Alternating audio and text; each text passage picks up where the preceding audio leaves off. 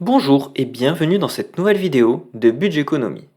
Aujourd'hui, petite vidéo immobilière dans laquelle nous allons voir le bilan de mon premier investissement locatif.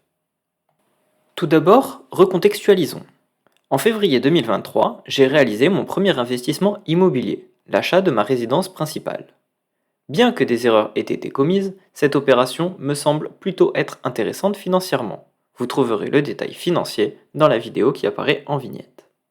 Dans la réalisation de cette première opération immobilière, j'ai souhaité garder une capacité de financement supplémentaire pour un investissement locatif. Pour continuer dans cette lancée, j'ai pu acquérir mon premier investissement locatif en janvier 2024. Cette vidéo a pour but de vous présenter le financement de cette opération, mes questionnements, mes erreurs et enfin les gains générés par cette opération.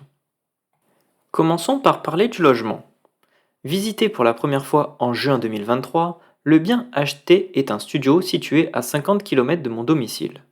Après de nombreuses recherches sur la ville et le potentiel locatif du bien, je décide de faire une offre. Celle-ci arrive malheureusement trop tard, le vendeur ayant déjà accepté une autre offre d'achat. En fin d'été dernier, le vendeur m'a recontacté. Suite à un refus de prêt, le bien revient à la vente. Mon offre est alors acceptée par le vendeur. Parlons à présent de la première erreur que j'ai commise lors de l'achat de ce bien, la négociation. Lors de la visite, le vendeur m'a présenté un appartement qui était vendu, meublé et occupé. Le locataire ayant finalement quitté les lieux avant la signature de l'acte définitif, j'ai dû relouer le bien. Le problème étant que les meubles présents dans l'appartement au moment de la visite, et donc de la présentation de l'offre d'achat, étaient pour moitié ceux du locataire. J'ai donc dû équiper l'appartement de meubles complémentaires, à mes frais, alors que l'appartement était initialement vendu meublé. J'aurais dû renégocier le prix du bien en fonction des meubles manquants. Sujet clé des investissements immobiliers actuellement, le financement. Comme j'en ai parlé dans ma vidéo sur l'emprunt bancaire, le taux d'endettement maximal autorisé est de 35%. Ayant toujours voulu investir dans l'immobilier locatif, j'avais prévu cette enveloppe lors de l'achat de ma résidence principale. Durant l'année écoulée, les taux d'intérêt étant passés de 2,5% à plus de 4%, le montant total que je pouvais emprunter a diminué. J'ai finalement dû apporter 2000 € en plus des frais de notaire pour financer cette opération.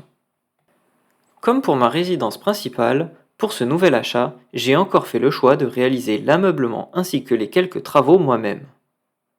Ce choix de ne pas déléguer, ainsi que les défaillances d'un article, m'ont fait perdre beaucoup de temps. Il s'est écoulé 4 mois entre l'achat et la mise en location du bien. Cela m'a coûté plus de 2000 € de remboursement de mensualité au moment où je réalisais les dépenses pour meubler le bien. Seconde erreur dans la réalisation de ce projet immobilier, l'achat des meubles. Lors de l'achat de vos meubles, je vous recommande de prendre le temps de la réflexion. Certains meubles peuvent être du mobilier design mais peu qualitatif, alors que d'autres meubles doivent impérativement être qualitatifs. J'ai fait une erreur en commandant un canapé lit en promotion sur internet sans aller le voir en magasin. Celui-ci se trouvait être d'une piètre qualité. Étant le seul couchage de l'appartement, j'ai perdu 2 semaines pour obtenir un changement de la part du SAV. Et cela alors que j'avais constaté 2 défauts sur le même article acheté neuf. Parlons à présent du coût initial du projet. Pour acheter ce bien, j'ai investi 13 000 € de liquidité, 2 000 € d'apport, 7 000 € de frais de notaire, 2 000 € de meubles et enfin 2 000 € d'échéance de crédit avant la mise en location. Parlons à présent du taux de rendement interne du projet. L'appartement est actuellement loué. Le loyer permet de couvrir le remboursement du crédit, les charges ainsi que les impôts. Le taux de rendement interne, TRI, de cet investissement est de 48%, ce qui semble très correct. Cependant, le rendement net n'est que de 7,5%. Ces chiffres permettront de comprendre la dernière erreur, l'emprunt. Pour que la banque considère que votre investissement locatif s'autofinance, 80% du loyer doit couvrir le montant des mensualités d'emprunt. Mon investissement, ne réalisant pas cette simple condition, il sera un désavantage pour la réalisation de prochains projets immobiliers. Pour passer outre cette contrainte, je pourrais réaliser un remboursement anticipé afin de baisser mes mensualités de crédit sur ce bien. Actuellement, je ne souhaitais pas mettre plus d'apport dans ce projet. Terminons cette vidéo par mon avis sur cet investissement. Ce premier investissement immobilier locatif n'est pas un bon investissement du point de vue de la banque. Cependant, pour moi, celui-ci reste convenable. Le locataire occupant le bien, payant un loyer couvrant la mensualité de l'emprunt ainsi que les charges, cet investissement permet une augmentation de mon patrimoine de 240 euros par mois, soit 2800 euros la première année.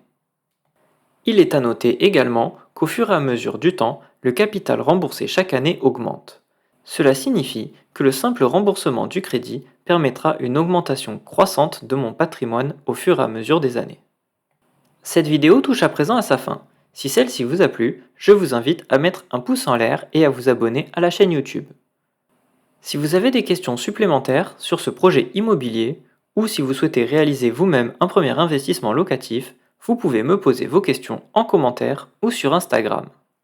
En attendant, il ne me reste plus qu'à vous souhaiter une excellente fin de semaine et vous dire à samedi prochain.